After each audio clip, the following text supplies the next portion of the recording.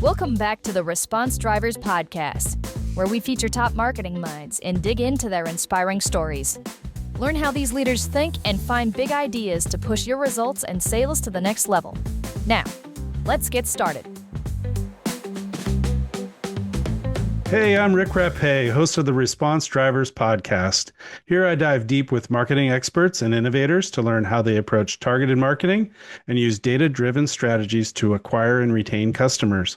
We'll talk about what's working, what's changing, and how we can stay ahead in an evolving marketing landscape. Response Drivers is brought to you today by RPM Direct Marketing. RPM helps companies develop hard-hitting direct mail creative and utilize advanced testing and targeting methodologies to reach customers and prospects. Our goal is to fully optimize your marketing performance to drive more sales and exceed growth expectations. RPM delivers smarter, more profitable direct mail solutions so you can turn your direct mail programs into a predictable, efficient sales channel. Check out rpmdm.com to learn more. My guest today is Stacey Force. Stacey is a results-driven marketing executive with 20 plus years of experience driving impactful strategies and fostering innovation within the B2B landscape. She's a fractional chief marketing officer with the Marketing Blender, providing executive leadership and strategy to help organizations build a system for predictable, sustainable growth.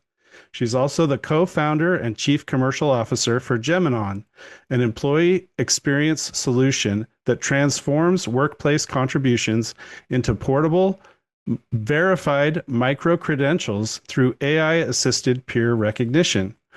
A technology enthusiast and polymath, she has spent her career working to enable more efficient business practices through the integration of data and emerging technologies. Wow, I'm excited to hear and understand all of this new technology, and thanks for joining me today. Thanks, Rick. That's kind of a mouthful. I appreciate the introduction. No problem. Can you share a little bit more about the journey that led you to your current role and at the Marketing Blender and Geminon? Yeah, I've had 25 years of experience working across all different aspects of marketing, from public relations to, product marketing, brand marketing. I'm attracted to ecosystems, but I'm really interested in working at the intersection of people and technology.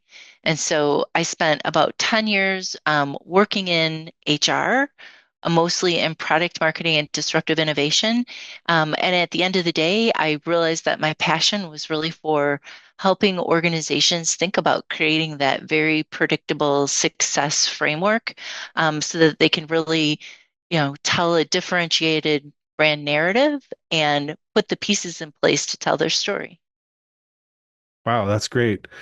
And what inspired the creation of Geminon, and how does it aim to transform employee recognition? Yeah, I did spend about 10 years working in HR, and a lot of the work that I did in disruptive innovation there was thinking about how to help people with their own personal brand narrative, but take people who maybe had one certification in Microsoft or Cisco, transform into working in an IT role. And as we did that, I worked with a technology, Weeba, that was able to take and look at people's skills, break down people's skills, and we could tell them from a skill perspective what kind of things that they were going to have to do to make that leap into knowledge work. But over and over, what we found was there was a real gap in being able to predict how successful people would be in those roles. It's very hard to understand soft skills. I left Manpower Group and I joined Korn Ferry and had an opportunity to work directly with Microsoft Viva data, which is looking at sentiment and behavioral signals in the flow of work, and sort of realized that there was a real opportunity to, think about skills in a different way. And so, when we started thinking about Geminon, we saw AI coming into the workforce and doing a few things.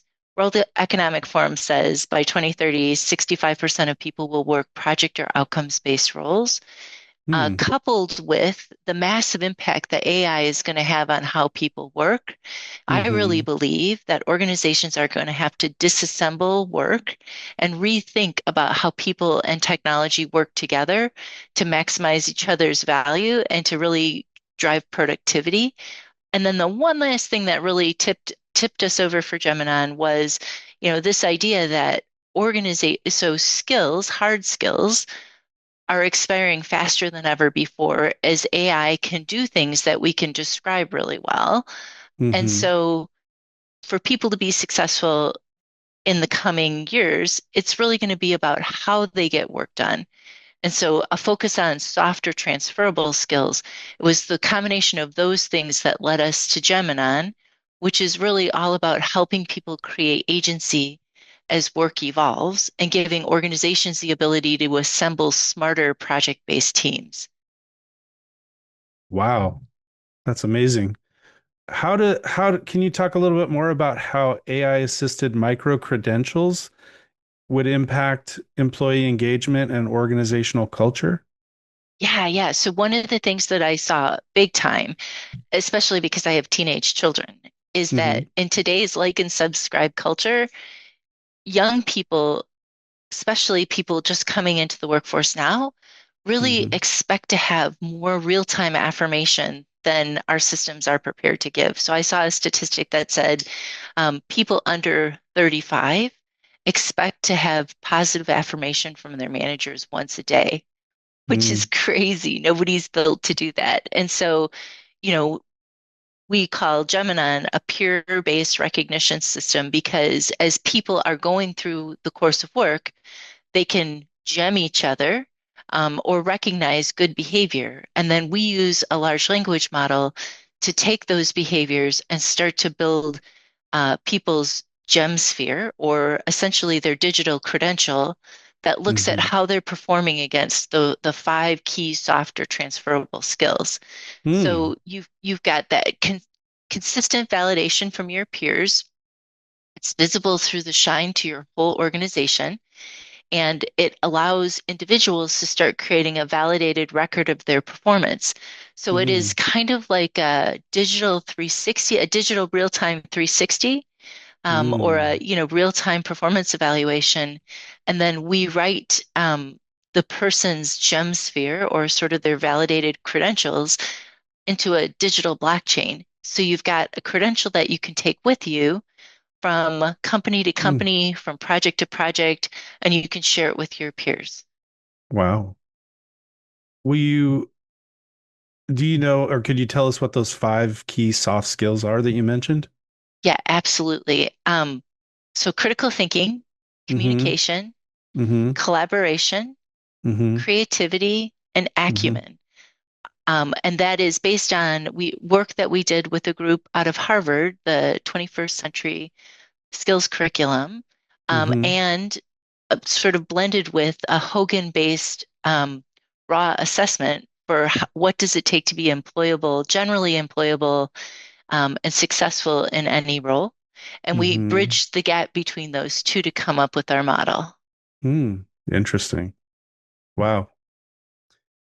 It's a very teams driven approach, obviously. It seems like there's always people that are don't play well with others, but somehow seem to do really, really well in the long run.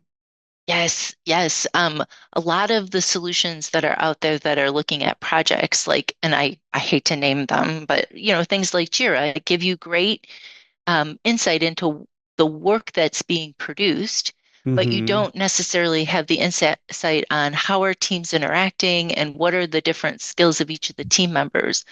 With Mm. Geminon, a project manager that's assembling a team has the ability to go and look at the mastery level of each of those soft skills for each of the people that they might have be part of the team.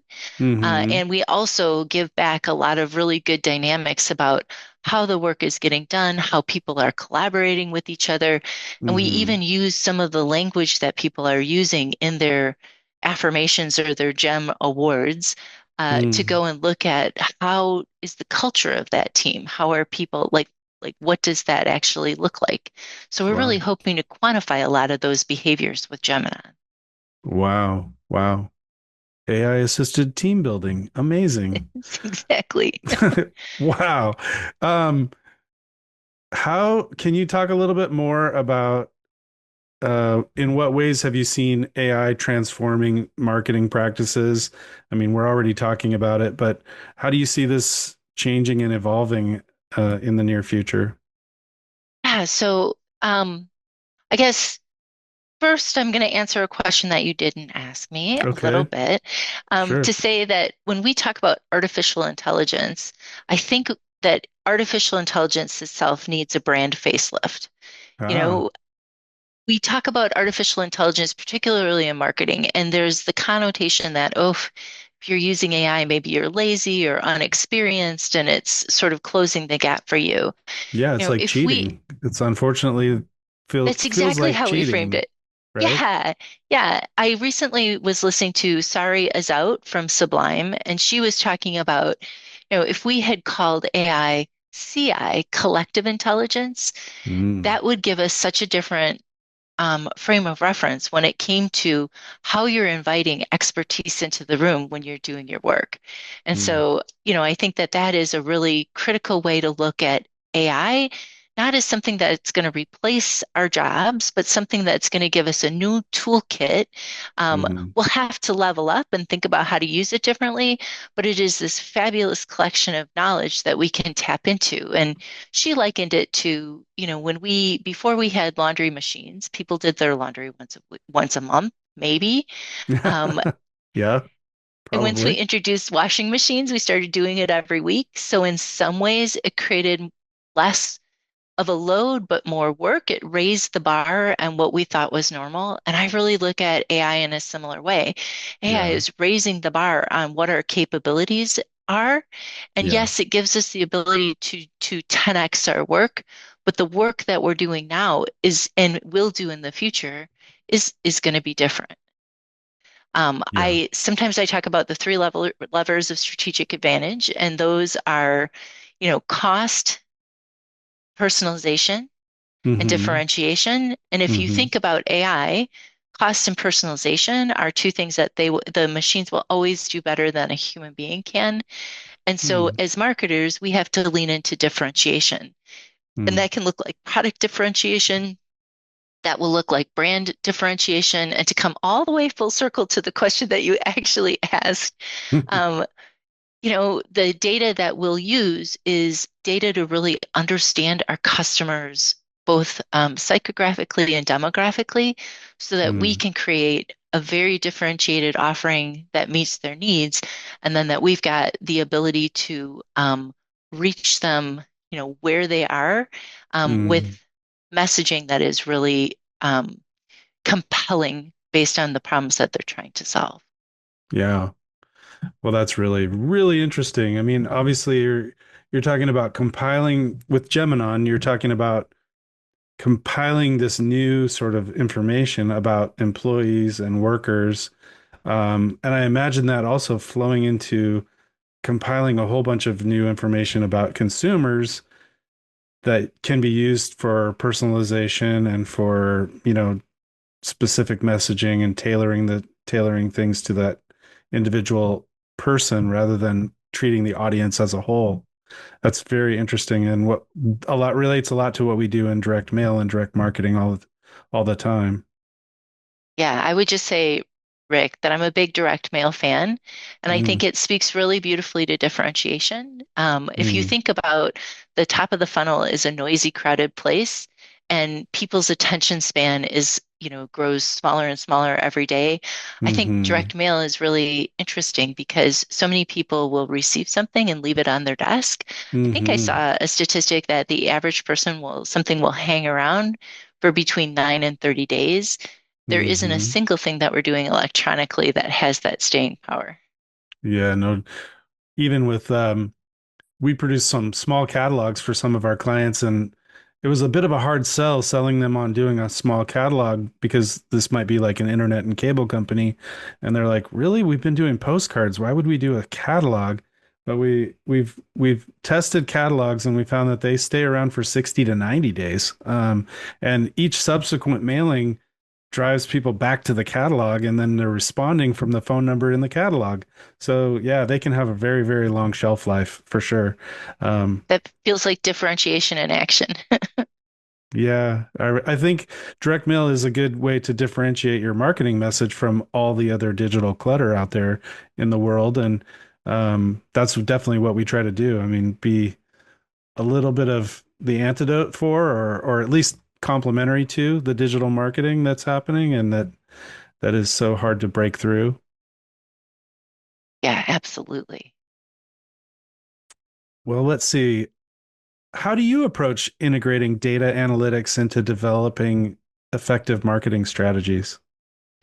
Yeah, at the Marketing Blender, we have a really well-defined process for doing that. So Mm, when we help out, once we build a plan for our clients, we partner that plan with the scorecard. And we're mm, looking at the scorecard as what are the leading indicators and sort of mid-funnel indicators that are getting us closer to sale. And we are very disciplined about doing monthly tracking with that scorecard. And that mm, data gives us the opportunity to see where our efforts are, we need to be dialed up or down. And I think, mhm, having a really solid framework for how you understand the impact of the work that you're doing that is as close to real time as it can get is really useful when it comes to staying flexible and trying different approaches. You really do have the data to indicate when you need to pivot, and that's really one of the things as a marketer, Rick, that I think is so exciting. you know mm, 100 years ago, marketing and advertising was completely subjective, and it was mm, about what people liked or didn't like, and sort of the taste of it, the agency or the group that was delivering it. And we are mhm, now a really data focused, we're a part of the sales engine, and it's so much mhm. easier to see what that impact looks like. Yeah, absolutely. And so critical to have that real-time data so that you can watch the trends and make fast adjustments. I mean, speed is critical in getting things on the right track and keeping them off the wrong track. Yeah, absolutely. Um, what techniques do you use to translate complex data into compelling brand narratives? Oh, that's a really good question. At the Marketing Blender, we start always with knowing your customer. And Hmm. so we spend time really helping our clients develop strong personas. And these aren't personas that, Bob, Mary, and Sue that you put on the shelf and never think about again. Hmm. By really understanding the psychographic and demographic profile of the personas that we create, we Hmm. can use that data to frame and lens the brand differentiators and the problems. And Hmm. Blender uses a technique called messaging choreography that that looks at how you mirror someone to capture their attention, how you Hmm. teach them something, even if it's not necessarily about your brand or product, but about the way that they're making a decision. Then we'll use prove data that starts to compel someone to make a change. And then we'll start to think about sale. And we do that. That is actually a tactic that you can use with your teenager when you're trying to convince them to make good decisions.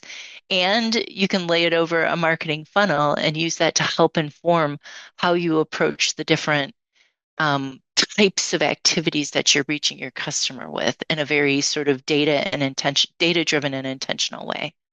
Wow, that's so interesting. Where would I find more information about that if I wanted to dig into that and learn more?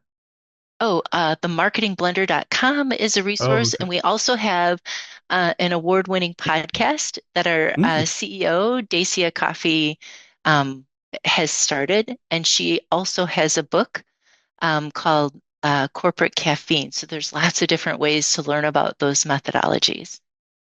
I will definitely check that out. How do you guide organizations through the rapidly evolving marketing landscape? Yeah. Um, I mean, that's a great question. I'm, as a fractional chief marketing officer, we play both a strategic and very tactical function when we go in and work with our clients. And so part of it is a mix of how being part of an organization like Marketing Blender helps me stay abreast of new tools, techniques, tactics, what's working for other clients. We have a rich group of CMOs that really is always, helping level up each other's best practices, and I can bring Mm, those insights back to my clients. And mm, so, we're playing a very strategic role in trying to help our clients think differently about who they're reaching and how they're reaching those customers, while we're helping them with some of the basic sort of brand blocking and tackling that they need to do. mm. Interesting. What advice would you give marketers aiming to stay ahead and build their career in today's dynamic environment? That feels like a layup, Rick. My advice would be to lean into your softer transferable skills, right? We will have, and stay curious. We are seeing and will continue to see tremendous capability come through the tool sets that we use. So Hmm. stay curious, um, focus on what it is that you're trying to accomplish, and look for tools that help you accomplish your tasks, as Hmm. opposed to sort of following all the sort of shiny objects that are doing interesting things, but might not actually speak to your customer and the thing that you're trying to achieve.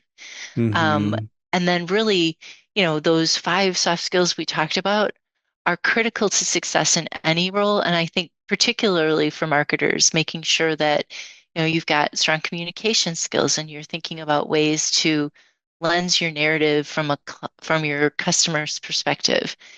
Staying creative, looking for new ways to help people differentiate their message, differentiate their voice, and so Hmm. on. But yeah, I think certainly the advice that I give to my teenagers who are Hmm. going into college and thinking about their careers is, Hmm.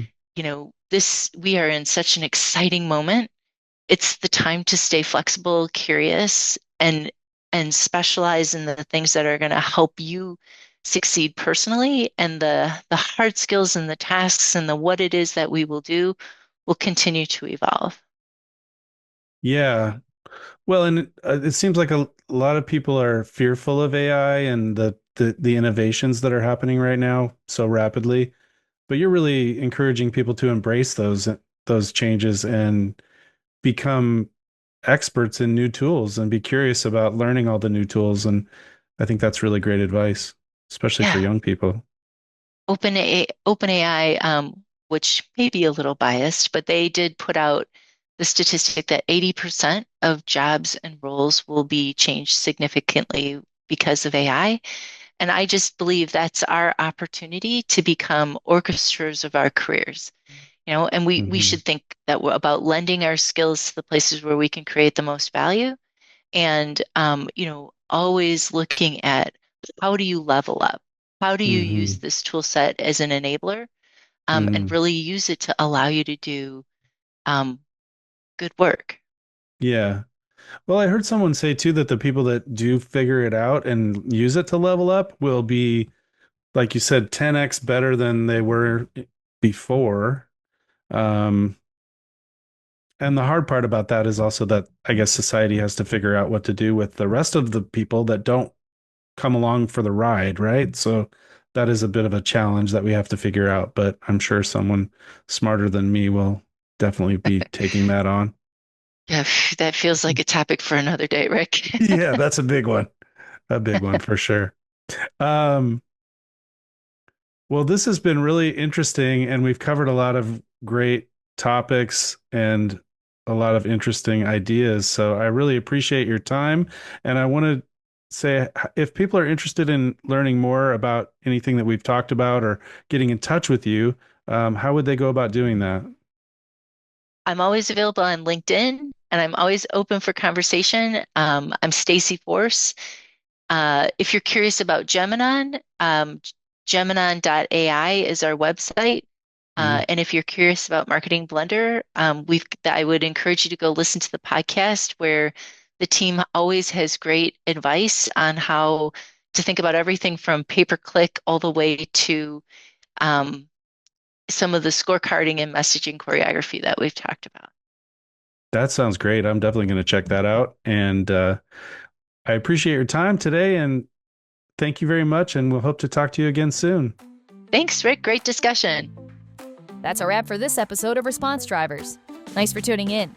If you found today's insights valuable, make sure to subscribe so you never miss an episode. And if you're enjoying the show, we'd love it if you left a review. Got a question or a topic you'd like us to cover? Just drop us a message at responsedrivers@rpmdm.com. Until next time, keep driving response and making your marketing work smarter.